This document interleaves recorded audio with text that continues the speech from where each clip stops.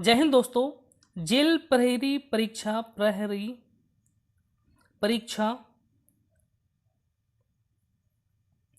2018 की हम गणित के प्रश्नों को हल कर रहे थे। तो इस वीडियो में हम 30 सितंबर में पूछे गए गणित के 10 प्रश्नों को हम हल करेंगे। चलिए हम वीडियो को स्टार्ट करते हैं।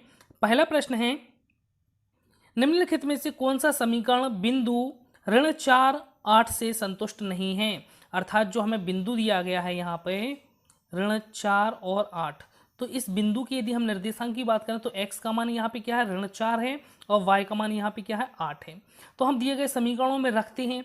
तो यहाँ पर यदि हम रखें, एक को हम देख लेते हैं, 2x का मान ऋण 4 धन 3 y का मान 8। यदि हम इसको हल करते हैं तो 4 दूनी 8 ऋण 8 धन 8 3 24, तो हमें क्या मिलता है 16। और हमें इसके राइट में भी 16 दिया है और लेफ्ट की वैल्यू भी 16 आ गई, अर्थात ये हमें संतुष्ट कर रहा है बिंदु को। दूसरा ऑप्शन देखते हैं, तो यहाँ पे 3x का मान क्या है, ऋण 4, तो 4 3 12 ऋण 12 हो जाएगा और 8 दूनी 16 हो जाएगा। तो ऋण 12 धन 16 4, मतलब दूसरा ऑप्शन भी हमारा क्या है, संतुष्ट हो रहा है। तीसरे ऑप्शन की देखें, x का मान ऋण 4, y का मान क्या है 8, 8 दूनी 16, 16 में से यदि ऋण 4 घट जाएगा तो क्या बचेगा 12। तीसरा ऑप्शन भी हमारा फॉलो कर रहा है। अब हम देख लेते हैं चौथा ऑप्शन। यदि x का मान यदि हम क्या रख दें, ऋण 4, तो 4 3 12 ऋण 12 हो जाएगा, ऋण 8 12 और 8 क्या हो जाएगा 20 तो होगा, लेकिन किसका आएगा, वो ऋण का 20 आएगा, लेकिन हमें धन का 20 दिया गया है, इसलिए हमारा जो फोर्थ ऑप्शन होगा वो सही हो जाएगा।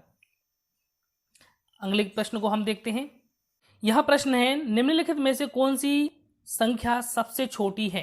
तो जब हमें संख्या सबसे छोटी दिखलानी होती है तब हम उसके जो अंत वाला बिंदु होता है, अर्थात इकाई से ना देखकर हम उसके बाईं ओर से संख्या के अंकों को देखते हैं। बाईं ओर से जिस संख्या का अंक सबसे बड़ा होगा वह संख्या सबसे बड़ी होगी।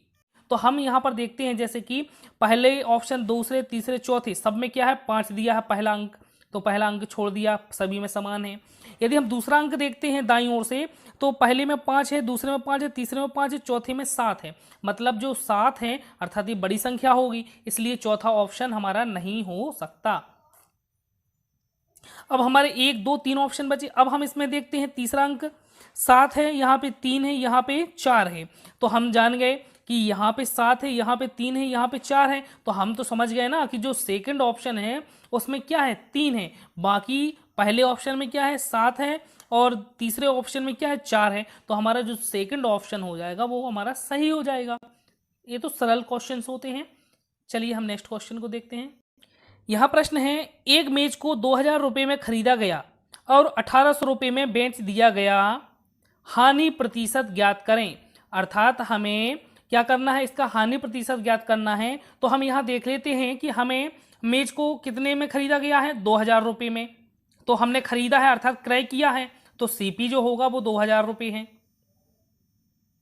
हमने इसको 1800 रुपये में बेच दिया है, अर्थात एसपी हमारा कितना है 1800 रुपये, अर्थात यहाँ पर हमने खरीदा 2000 रुपये में है और बेच दिया हमने कितना 1800 रुपये में, तो यहाँ पर जो हमें लॉस हुआ है वो कितना है, 2000 रुपये में खरीदा 1800 में बेच दिया, मतलब कितना 200 रुपये का हमें क्या हो गया, लॉस हो गया, हमारे लिए हानि हो गई। अब हमें यदि हानि प्रतिशत निकालना है तो हम क्या करते हैं, हम जानते हैं कि हमें हानि हुई है, किस पे हानि हुई है, क्योंकि हमने खरीदा कितना था 2000 रुपये का खरीदा था, गुणित 100 प्रतिशत निकालने के लिए। तो यहाँ से तीनों शून्य कट जाएंगे, यहाँ से तो कितना बचा, 2 से कट जाएगा तो 10, तो हमें आंसर कितना मिल जाएगा, 10% की उसको हानि होगी।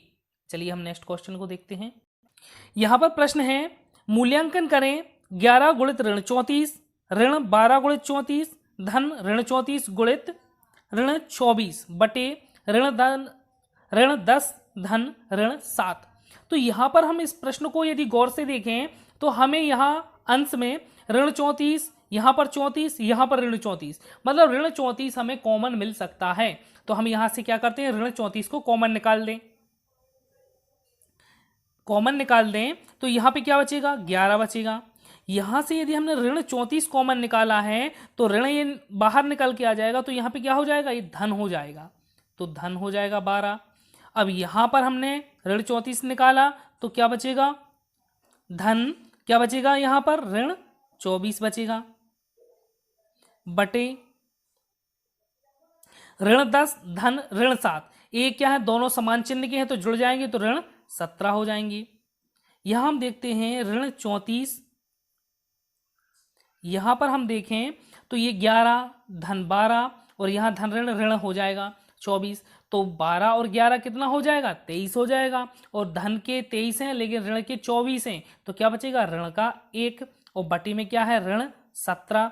तो 34 ऋण का 1 गुणा होगा तो धन के 34 बटे ऋण 17, तो 17 दूनी 34 और ये ऋण का चिन्ह, अर्थात ऋण 2 हमारा आंसर आ जाएगा, जो कि 4th ऑप्शन में हमें दिया गया है। नेक्स्ट क्वेश्चन को हम देखते हैं। यहां पर प्रश्न है, यदि m बराबर ऋण 3 तो m ऋण m क्या दिया है, हम लिख लेते हैं इसको, m ऋण m 3 ऋण 5m बटे m। यदि हम यहाँ पर देखें कि जो m है यहाँ पर भी है, यहाँ पर भी है, दोनों के बीच में माइनस का साइन है और बाकी ये गुणा में है, तो m कॉमन निकल सकता है, तो m को हम क्या करें, कॉमन निकाल देते हैं। तो m को बाहर निकाल दिया, यहाँ क्या बचा, 1 ऋण, यहाँ से m निकल गया तो क्या हो जाएगा, 3 ऋण 5m बटे क्या है, m। तो यहाँ से हम देखते हैं कि अंश में m है और हर में भी m है, तो कैंसिल हो जाएंगे, बचेगा क्या, ए वाला पद।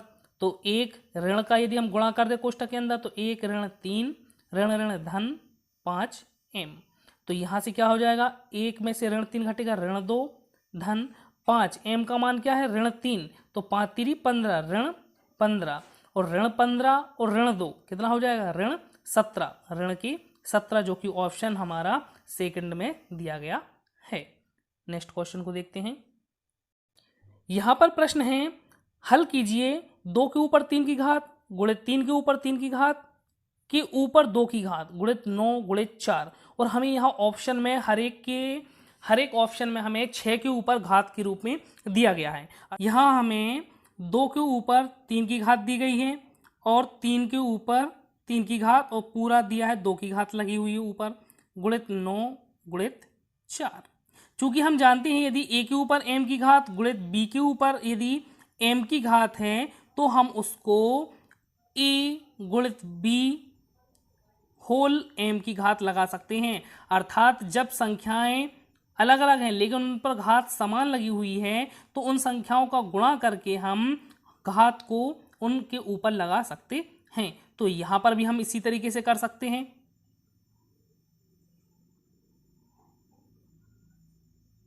तो यहां हम देखते हैं कि क्या हो जाएगा, 2 गुणित 3 के ऊपर 3 की घात और इसके ऊपर क्या लगी है, 2 की घात पहले से लगी हुई है, तो हम चूंकि जानते हैं कि घात के ऊपर घात लगती है तो उनका आपस में गुणा हो जाता है। तो यहाँ पे क्या बन जाएगा, 3 दूनी 6। यदि यहाँ पर हम देखें तो हम 9 को क्या लिख सकते हैं, 3 त्रिका 9 लिख सकते हैं और 4 को क्या लिख सकते हैं, 2 गुणित 2 लिख सकते हैं। तो यहाँ पे 3 दूनी 6, 6 के ऊपर 3 दूनी 6, 6 की घात। यहाँ पर हम देखें 1 3 और 1 2, 1 3 और 1 2, 3 दूनी 6, 3 दूनी 6 बनाएगा, अर्थात 6 2 बार आ जाएगा और 6 2 बार आ गया मतलब 6 के ऊपर 2 की घात। तो 6 के ऊपर 6 की घात, 6 के ऊपर 2 की घात, आधार समान है, गुणा में घातें जुड़ जाएंगी तो 6 और 2 8, तो 6 के ऊपर 8 की घात हमारा आंसर आ जाएगा, जो कि ऑप्शन 3 में हमें दिया गया है।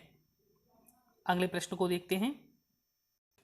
यहां पर प्रश्न है, हल कीजिए, क्या दिया है, 18 गुणित 45 के ऊपर 3 की घात, इसको हमें हल करना है और इन ऑप्शन में से उसके गुणा को हमें बतलाना है। तो इतना लंबा यदि हम गुणा करेंगे कि इनका गुणा करके फिर हम 3 की घात सॉल्व करें, ऐसा नहीं करना है हमें।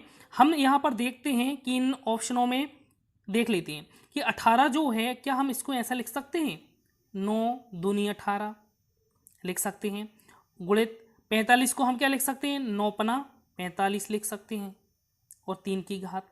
यहाँ पर हम देखें कि 9 कितनी बार आ गया, 2 बार, तो 9 के ऊपर 2 की घात गुणित 5 दूनी 10, 5 दूनी 10 हो गया, 10 के ऊपर 1 की घात के ऊपर 3 की घात। यदि हम यहाँ पर देखें तो क्या हो जाएगा, 9 का वर्ग है, तो यदि हम 3 की घात का सॉल्व करेंगे तो 3 दूनी 6, 9 के ऊपर 6 की घात गुणे 10 के ऊपर 3 की घात आ जाएगी। अर्थात हमें जो भी इसका गुणनफल आएगा 9 के ऊपर 6 की घात, उसके अंत में 10 के ऊपर 3 की घात है, अर्थात कितने शून्य आएंगे, 3 शून्य आएंगे। हम ऑप्शन में देख लेते हैं कि किस ऑप्शन में अंत में 3 है। तो हमारा जो तीसरा ऑप्शन है उसके अंत में ही केवल 3 शून्य दिए गए हैं, तो हमारा ऑप्शन जो 3 होगा वो सही हो जाएगा। हमें पूरा गुणा नहीं करना पड़ेगा, हम ऑप्शन को देखकर इसको हल कर लेंगे। चलिए हम अगले प्रश्न को देखते हैं। यह प्रश्न है 9/12 इनके मध्य निहित है, अर्थात हमें इन ऑप्शनों के अंतर्गत पता लगाना है कि 9/12 किन संख्याओं के बीच में है। यदि 9/12 को हम देख लेते हैं, इसको हल करते हैं तो क्या जाएगा, 3/4 आ जाएगा। 3 त्रिका 9, 3 चौको 12। यदि हम 3/4 को यदि दशमलव में भाग दें तो दशमलव रखेंगे तो शून्य आ जाएगा, और 7 चौको 28, 0.7 आ जाएगा। 2 बचेगा तो फिर से चला जाएगा, 4×5 20, मतलब 0.75 इसका मान है 9/12 का। अब हम देख लेते हैं ऑप्शन के अकॉर्डिंग। चलो पहला ऑप्शन देखते हैं हम। पहला ऑप्शन है 5/6 और 7/8। तो हम देख लेते हैं इनकी वैल्यू क्या है। तो 5/6 में यदि भाग देंगे तो दशमलव रखेंगे, शून्य आ जाएगा, और क्या जाएगा, 8×6 = 48 आ जाएगा, 0.8 की समथिंग। यदि हम इसकी वैल्यू देखें तो दशमलव शून्य आ जाएगा, 8×8 = 64, 8×8 = 64, 8×9 = 72, ज़्यादा हो जाएगा। तो ये 0.8 है, और इसका मान क्या था, 0.75।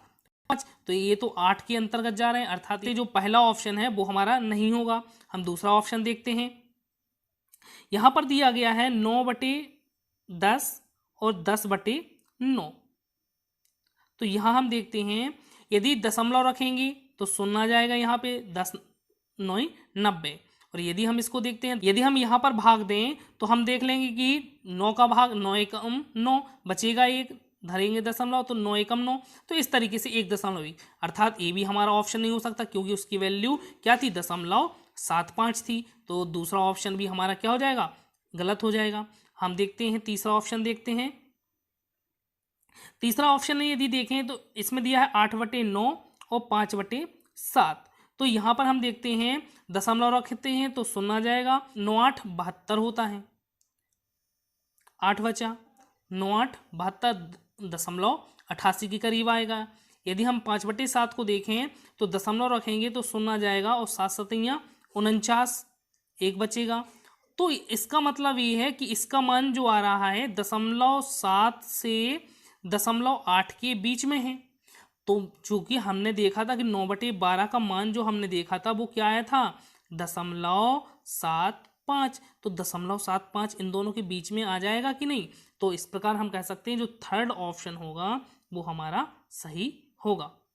अगले प्रश्न को देखते हैं। यह प्रश्न है, एक वर्गाकार प्लाट का क्षेत्रफल, हमें प्लाट का क्षेत्रफल दिया है, क्षेत्रफल 64 मीटर वर्ग, और ये किसका क्षेत्रफल है, एक वर्ग का क्षेत्रफल है, वर्गाकार प्लाट का क्षेत्रफल है 64 मीटर वर्ग। तो हमें तो प्लाट की परिधि ज्ञात कीजिए, अर्थात हमें यहाँ पे क्या ज्ञात करना है, प्लाट की परिधि ज्ञात करना है। चूंकि एक वर्ग है जिसका हमें क्षेत्रफल दिया गया है, और हमें इसकी परिधि मतलब इसकी भुजाओं का टोटल योग ज्ञात करना है। चूंकि हम जानते हैं कि जो वर्ग का परिधि या वर्ग का परिमाप होता है वो क्या होगा, 4a होगा। और चूंकि हम क्षेत्रफल का सूत्र जानते हैं कि जो वर्ग का क्षेत्रफल होता है वो a वर्ग होता है, और a वर्ग का मान हमें 64 दिया गया है, a वर्ग का मान हमें 64 दिया गया है।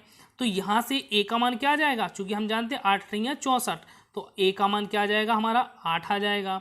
चूंकि वर्ग का परिमाप हमारा क्या होता है, 4a, तो 4 × 8, 8 चौको 32, तो 32 मीटर जो होगा हमारा क्षेत्रफल आ जाएगा, जो कि ऑप्शन सेकंड में हमें दिया गया है। चलिए अगले प्रश्न को देखते हैं। यह प्रश्न है, यदि x/2 धन y/5 बराबर 12 एवं 4x/3 ऋण y/3 बराबर 19, तब x और y के मान ज्ञात कीजिए। हमें दो समीकरण दिए गए हैं, x और y के मान ज्ञात करना है। तो हम पहले समीकरण को देख लेते हैं, हल कर लेते हैं इनको व्यवस्थित रूप से। तो यहाँ पे क्या दिया है, x बटी 2 धन y बटे 5 बराबर 12। यदि हम इसको तिर्यक गुणा करके सॉल्व करें तो 5x हो जाएगा यहाँ पे, धन 2y बराबर 5 दूनी 10, तो 10 का गुणा हो जाएगा तो 120 बन जाएगा। एक समीकरण ये बन गया हमारा। दूसरा समीकरण यदि हम देखें, यहाँ पर 3 है दोनों में, हर में, तो 3 का हम पक्षांतर कर दें तो क्या हो जाएगा, 4x ऋण y बराबर 19 दूनी 38, 19 30 57 हो जाएगा। तो हमें समीकरण 1 और समीकरण 2 मिल गया। अब हम दिए गए ऑप्शनों के आधार पर x और y के मान रख सकते हैं या फिर इनको सॉल्व कर सकते हैं। कैसे सॉल्व कर सकते हैं, यदि हम समीकरण 2 में हम क्या कर दें, 2 का गुणा कर दें और इनको घटा दें तो हमें क्या हो जाएगा, यहाँ से किसी न किसी x या y का मान मिल जाएगा। चलिए हम करते हैं। यहाँ पर यहाँ हम क्या करते हैं, समीकरण 2 में 2 का गुणा करके एक में से घटाते हैं, तो 5x धन 2y बराबर 120 में हमने 2 का गुणा कर दिया इस समीकरण में, तो 4 दूनी 8x ऋण 2y बराबर क्या देना हो जाएगा, 114 हो जाएगा। यदि हम इन दोनों समीकरणों को क्या कर दें, जो घटाएंगे नहीं, क्योंकि यहाँ पे धन का 2y है, यहाँ पर भी ऋण का 2y है, तो इन दोनों समीकरणों को हम जोड़ देंगे। तो जोड़ते हैं तो यहाँ से 2 कैंसिल हो जाएगा, तो यहाँ पे क्या हो जाएगा, 8 और 4 13x बराबर, यहाँ पर हमने जोड़ा है समीकरण को तो ये भी जुड़ जाएंगे, तो 2 3 4। तो यहाँ से हम x का मान निकालने के लिए हम क्या करें, पक्षांतर कर दें। x का मान निकालना है तो हम यहाँ पर पक्षांतर करते हैं, तो x बराबर क्या हो जाएगा, 13 का भाग देंगे, 13 एकम 13, 10 बचेगा, 13 अट्ठे 104। तो हमें x का मान कितना मिल जाएगा, 18, जो कि एक ही ऑप्शन में दिया गया है, तीसरे ऑप्शन में। इसलिए हमारा जो थर्ड ऑप्शन है वो सही हो जाएगा, हमें y की वैल्यू निकालने की आवश्यकता ही नहीं होगी।